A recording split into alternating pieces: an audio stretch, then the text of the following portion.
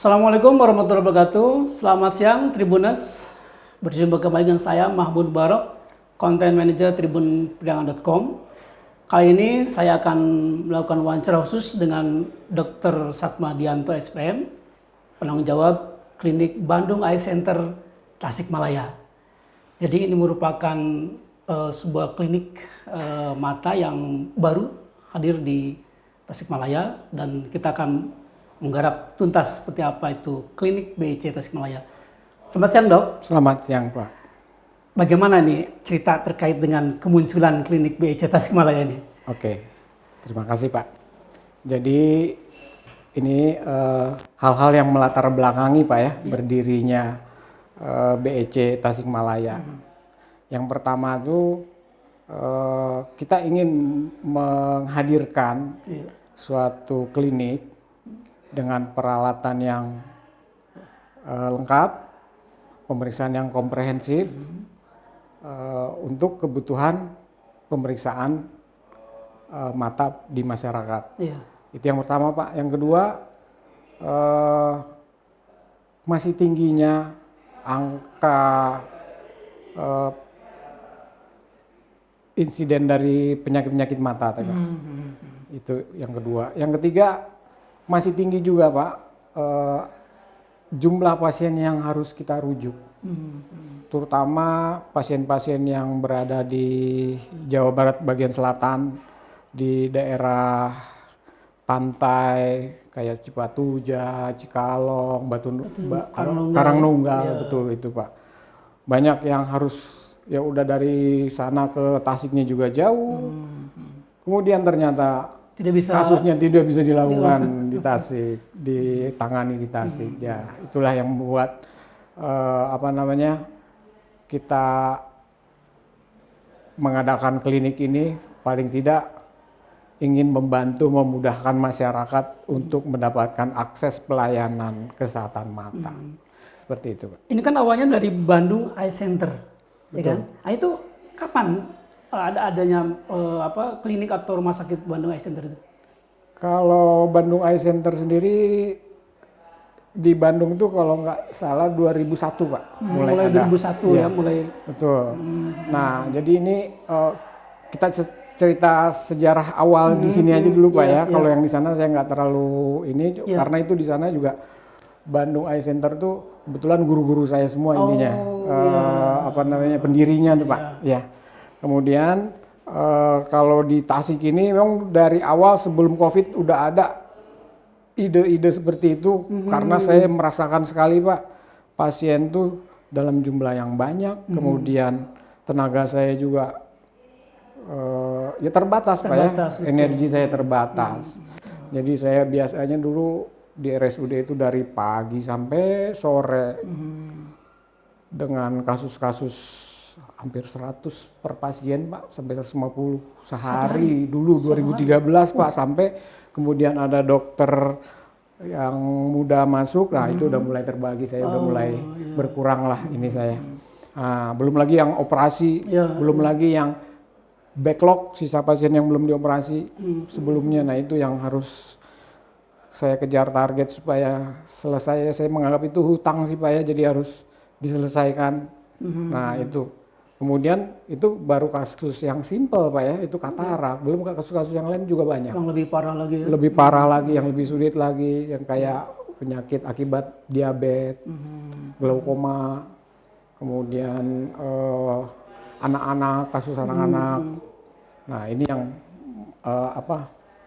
menjadi perhatian saya, supaya kalau bisa kita tangani di Tasik kan akan lebih memudahkan masyarakat, sangat membantu mungkin dalam pelayanan. Ya.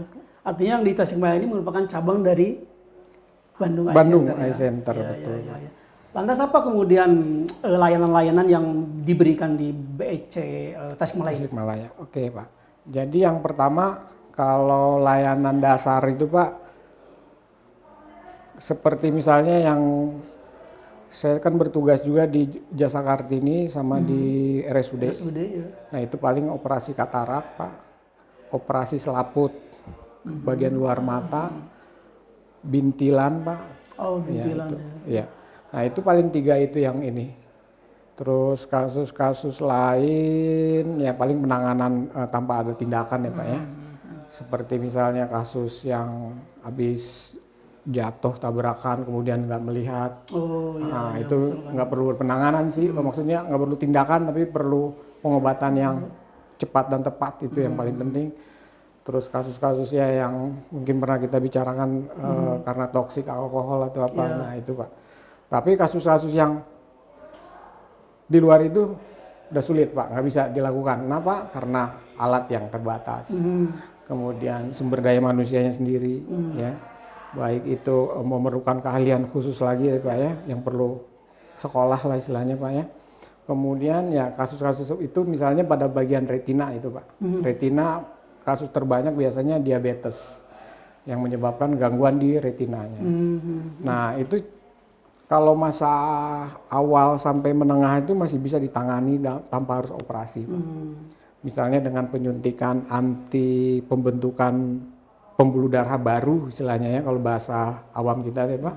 Kedua laser dan itu insya Allah udah ada di sini bisa. Sudah ada fasilitasnya ya? Sudah ada alat dan fasilitas dan kemampuan tenaganya juga. Ya, sumber daya manusianya juga sudah siap. Kemudian laser kasus glaukoma Pak. Nah itu yang memerlukan laser biasanya glaukoma jenisnya Pak ya, glaukoma sudut sempit atau sudut tertutup itu bisa kita lakukan laser. Kemudian kasus-kasus katarak yang sudah operasi kemudian jadi buram lagi. Nah itu bisa kita laser. Lagi itu dengan di laser aja cukup Pak. Di laser aja cukup, kita istilahnya robek si kekeruhannya itu, kayak selaput itu Pak, tinggal dirobek dengan laser udah lepas udah. Nah, insya Allah bisa melihat lebih jelas kembali lagi seperti waktu habis operasi seperti itu. Itu Pak. Jadi katarak juga bisa tangani di sini. Dan ternyata katarak itu tidak hanya diderita oleh orang tua tapi juga betul. Anak-anak pada anak-anak betul Pak. Anak-anak bayi baru lahir pun bisa kena Pak. Itu biasanya akibat adanya infeksi waktu masa kehamilan. Betul. Seperti yang paling diunggulkan apa Pak? Yang di sini layanan yang paling diunggulkan? Yang pertama misalnya dari retina itu Pak ya. Retina itu tadi. Kemudian glaukoma ya tadi laser itu, kemudian deteksi dini deh Pak. Deteksi dini, kemudian ada alat yang bisa ini lebih kepekaannya lebih tinggi lagi untuk melihat struktur jaringan dari saraf mata. Jadi bisa lebih cepat dideteksi, oh ini udah ada kelainan. Kita harus sudah kasih intervensi penanganan pengobatan misalnya. Nah itu seperti itu.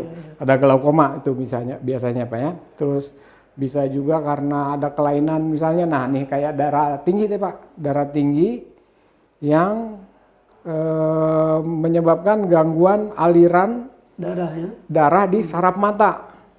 Menyebabkan saraf mata jadi pucat Pak. Nah, jadi pucat akibatnya apa? Penglihatan jadi terganggu. Nah, jadi ada gangguan aliran darah ke situ, menyebabkan gangguan nutrisi dan suplai oksigen dari si saraf. Ada gangguan jadi penglihatan. Nah, itu bisa dilihat juga awal-awal gitu Pak ya. Jadi sebelum terjadinya kerusakan permanen, kita usahakan mencegah jangan sampai terjadi. Nah, kalau yang kayak gini misalnya dari darah tinggi, kita inikan lagi kembali ke pasiennya untuk ditangani oleh yang lebih berkompeten, dokter dalam, penyakit dalam ya. misalnya, betul Pak. Jadi kita memang juga ada kerjasama nantinya mungkin dengan dokter penyakit dalam, ya seperti itu. Ini kan lokasinya ada di Jalan Soekarjo Pak ya, nomor 41. Nomor 41. Ada berapa orang tenaga dokter dan nakes di sini? Oke Pak, dokter mata sendiri di sini insya Allah ada 8. Mungkin orang. ke depan akan nambah terus Pak ya.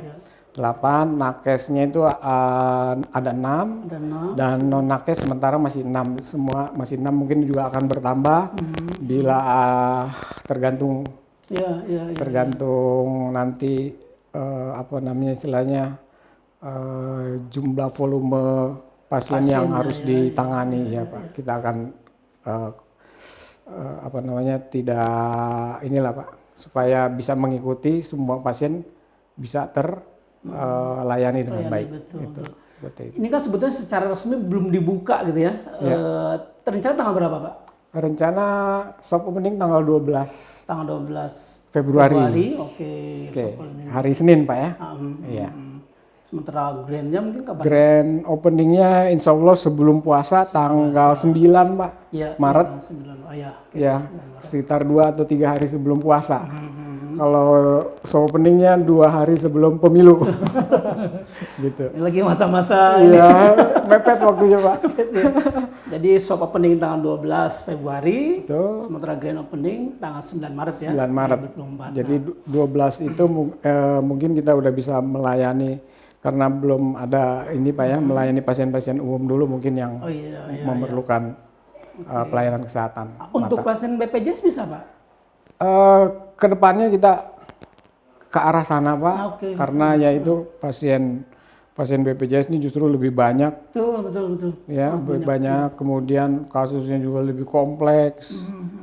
Kemudian ya angka yang dirujuk juga lebih banyak Pak. Nah itu kedepannya mudah-mudahan apa namanya kita bisa lebih cepat lagi Pak kerjasama dengan BPJS, karena supaya lebih cepat lagi kita bisa melayani masyarakat itu. Sebagai vaskes kedua mungkin ya? Vaskes kedua ya betul Pak, kedua. Kalau dari 8 orang dokter dan tenaga kesehatan itu jadwal jam layanannya Senin Minggu atau bagaimana? Dari Senin Pak sampai Sabtu. Mulai jam? Dari jam 8 pagi sampai jam 4 sore. Jam 8 sampai 4 sore. Sore. Tapi nanti fleksibel Pak ya ke depannya. Karena ada juga kasus-kasus pasien-pasien yang non BPJS yang mungkin masih memerlukan, jadi pada maghrib itu Pak baru ada waktu. Punya waktu Nah itu seperti mungkin yang sepengetahuan berdasarkan pengalaman saya tuh setelah maghrib tuh lah banyak, karena kan biasanya karyawan dari bank yang baru close-nya jam 5 jam 6 ya Pak. Nah itu perlu pemeriksaan, perlu apa istilahnya kacamata apa segala gitu Pak. Betul. Seperti itu. Nah kalau dari pengalaman dokter yang sudah bahkan mungkin puluhan tahun ya di dunia kesehatan mata ini, terutama yang di Tasikmalaya, jenis penyakit apa, mata apa yang paling banyak dialami oleh orang-orang di Tasikmalaya sekitar ini? Oke Pak, jadi berdasarkan mungkin juga topografi dari kota Tasikmalaya, Kabupaten Tasik, mungkin juga Banjar, Pangandaran itu Pak, banyakan kasus itu ya katarak ya Pak. Katarak ya. Karena paparan sinar matahari yang terutama Pak ya, paparan sinar matahari. Jadi kasus-kasus katarak pada orang tua itu juga sangat banyak, malah bukan banyak lagi, sangat banyak Pak. Mungkin juga yang belum tertangani itu masih jadi katarak sendiri kan ada yang udah matang Pak, ada yang belum matang. Belum matangnya lebih banyak lagi. Yang matang aja banyak. Yang matang dengan 2 mata juga masih ada Pak. Jadi kalau 2 mata otomatis nggak melihat sama sekali tuh Pak. Jadi cuma gelap terang aja. Jadi kalau mau ke air, mau ke mana harus dituntun. Nah itu kasihan banget Pak. Iya. Dan itu sangat banyak ya. Itu ya. Sangat banyak betul Pak. Sebenarnya apa sih penyebab utama dari katarak itu, Dok? Kalau penyebabnya mah Pak, sampai saat ini juga belum ini Pak ya. Tapi yang jelas ada gangguan aja, ada gangguan nutrisi di lensa mata. Oh, Katarak itu kan nutrisi. kekeruhan lensa mata. Iya. Ya. Nah, oke, kalau lihat kita gambarnya mungkin di daerah sini nih Pak. Ya. Nah, ini lensa nih Pak. Ya, harusnya bening dia. Tapi kalau udah putih gini ya katarak jadinya. Ya. Nah, itu ada gangguan di situ. Gangguannya itu bisa juga karena sinar ultraviolet, bisa karena infeksi, bisa karena ada penyakit metabolisme, yaitu misalnya diabetes. Nah, diabetes juga ujung-ujungnya jadi gangguan nutrisi juga. Seperti itu. Bisa juga karena infeksi waktu dalam kandungan. Ya, seperti itu, Pak. Jadi pembentukannya justru kalau pada janin pada anak-anak itu. Seperti itu. Selain katarak apa lagi dok jenis-jenis penyakit yang sering dialami? Yang sering dialami biasanya di retina Pak. Di retina? Ya pada diabetes. Oh ya karena diabetes. Itu ya. Terus bisa juga karena gangguan penglihatan refraksi Pak. Harus berkacamata. Oh koreksi kacamata. Nah itu juga banyak juga yang sudah terlambat apa Pak. Penanganannya. Ya betul. Seperti yang tadi kita pernah bicarakan Pak ya. Ada kasus umur 36 tahun baru disadarinya beberapa bulan belakangan katanya kok buram. Iya. Ternyata sebelah -6, sebelahnya normal. Umur udah 36. Jadi itu udah nggak bisa diselamatkan ya kalau kayak gitu. sudah sulit Pak. Bisa kacamata. Ya kacamata Pak. Cuma kacamata selisih 3 kadang-kadang bingung pusing Pak.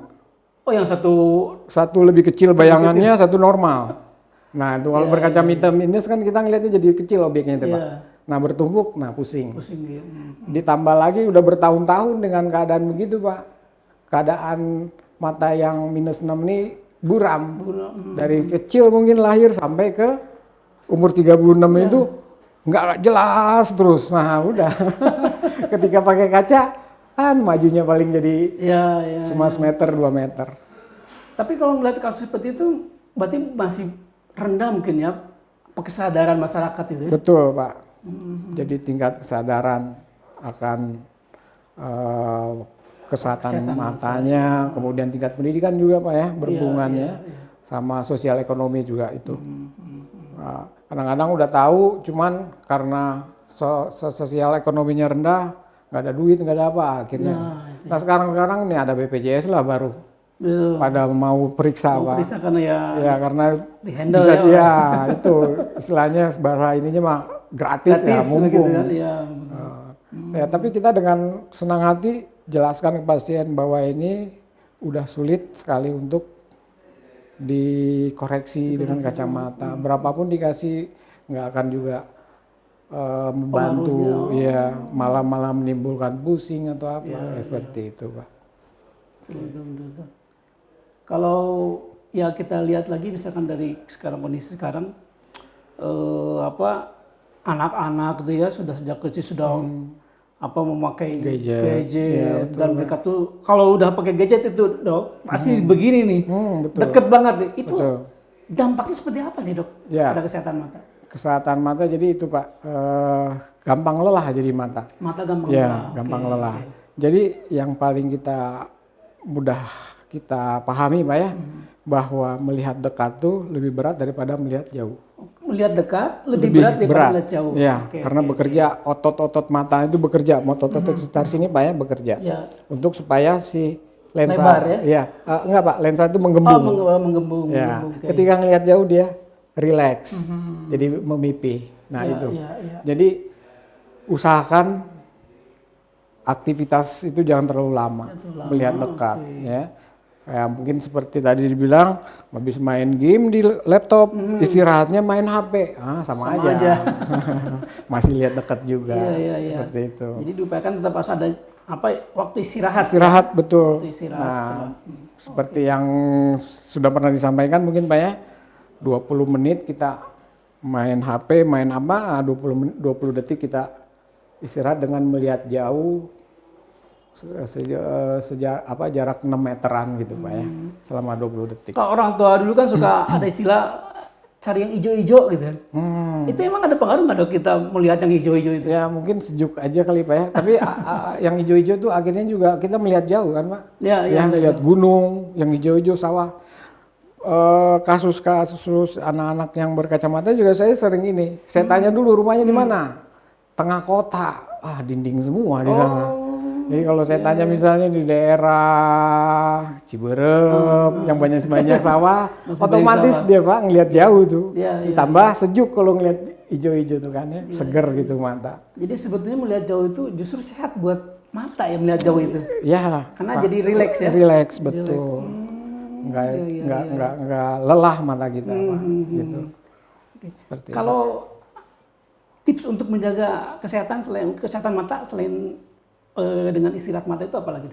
Ya, yang pertama ya tipsnya Pak ya deteksi dini dulu juga Pak Deteksi ya. dini, Deteksi dini, kemudian hidup sehat, ya, hindari alkohol terutama Pak ya, karena juga ada banyak kasus-kasus yang menyebabkan kebutaan akibat Kebutaan, alkohol, minum-minuman yang nggak jelas gitu Pak ya. Yang ketiga apa namanya cek kondisi tubuh, misalnya pada orang tua Pak ya, cek tensi, tekanan darah, gula. Nah tensi juga bisa secara langsung menyebabkan gangguan penglihatan ya di bagian saraf terutama ini Pak ya. Betul. Seperti itu. Kemudian ketika ada gangguan penglihatan berupa gangguan lapang pandang atau apa, nah itu juga harus cepat dicek. Karena penyakit mata juga tuh banyak Pak, walaupun kecil tuh cabang-cabangnya banyak. Dan mengganggu. Iya betul Pak. Ya kadang-kadang orang berpikir kan mata sebelah mata, padahal justru ya istilahnya jendelanya untuk bisa ini ya dengan mata, bisa berfungsi kita sebagai manusia juga dengan penglihatan ya Pak ya, seperti itu. Pengalaman dokter sepanjang ini dokter mata apa yang paling parah gitu penyakit mata yang pernah ditangani? Paling parah Pak ya. Tapi kasusnya justru di luar Tasik sih dulu tuh Pak ya. Karena yang paling parah Pak ya, itu ada tumor Pak. Tumor, terus udah digerogotin sama belatung. Itu di Sumatera dulu saya pernah tugas Pak gitu. Dan betapa kagetnya saya ketika belatung itu udah menyerang juga menggerogoti bola matanya, udah habis apa ya bahasa ininya udah geroak Pak. Ya. Nah itu kasus yang paling ini, atau trauma juga Pak. Nah trauma juga banyak juga tuh Pak kasus-kasusnya yang mengerikan gitu ya. Ketusuk paku. Aduh. Kena kok Pak, main bulu tangkisnya kena kok berdarah bagian dalamnya. Nah itu repot tuh Pak, karena resikonya bisa buta permanen yang nggak bisa ditangani lagi kalau apa istilahnya jadi sesegera mungkin kalau ada kejadian-kejadian itu ya, seperti itu ya.